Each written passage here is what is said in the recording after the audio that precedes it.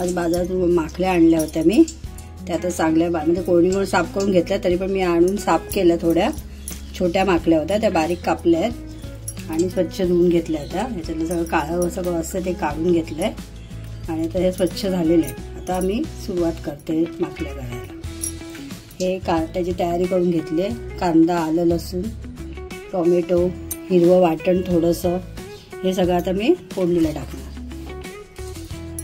तेल ओतलं आहे, त्याच्यात तापलंय तेल चांगलं. आता ह्याच्यात मी कांदा वगैरे टाकते.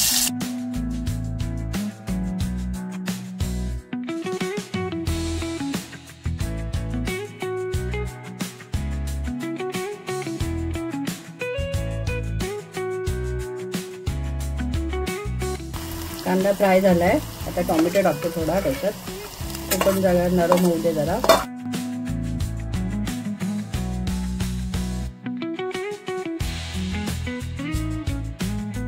आता हिंग टाकते. कांदा झालाय थोडा, कांदा टोमॅटो चांगले शिजले. हिंग टाकले थोडं, पाव चमचा हळद आणि धना पावडर 1 चमचा, मसाला,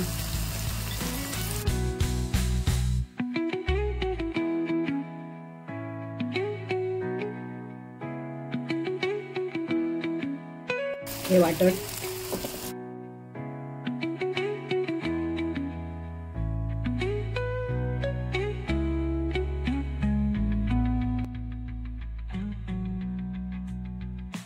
चांगला मसाला आपला फ्राय झालाय.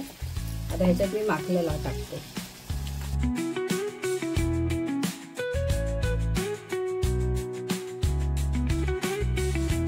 फ्राय करायच्या चांगल्या,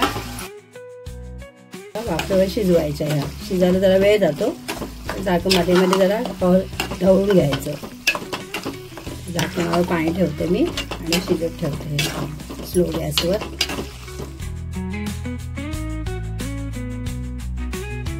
झाकण ठेवते आणि वरती पाणी टाकते, म्हणजे चांगले लवकर शिजेल. पण शिजायला खूप वेळ जातो. जरा स्लो गॅस केलाय मी.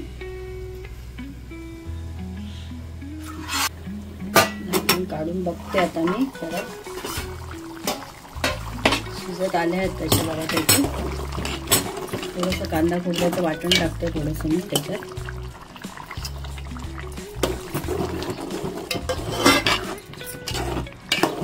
किती 15 ते 20 मिनिटं होऊन गेले, शिजत होत्या त्या. तशा शिजल्या आहेत त्याच्यात थोड्याफार चांगल्याच. थोडं कांदा खोबऱ्याचं वाटण टाकलं मी ह्याच्यात. परत जरा एक वाफ देते चांगली, म्हणजे ते शिजतील अजून. पुन्हा एकदा झाकण काढते आणि चवीप्रमाणे मीठ टाकून देते त्याच्यात.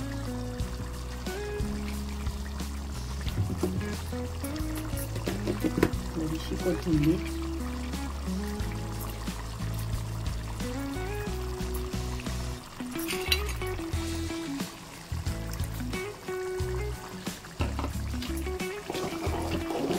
एक उकळी आली की झाले आपले माखल्या तयार.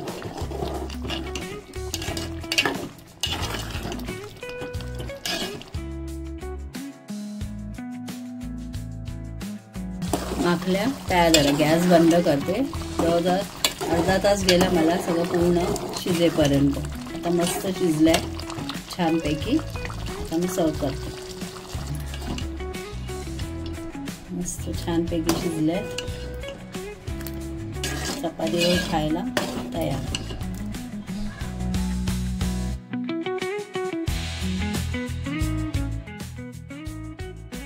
मस्त वास सुटलाय.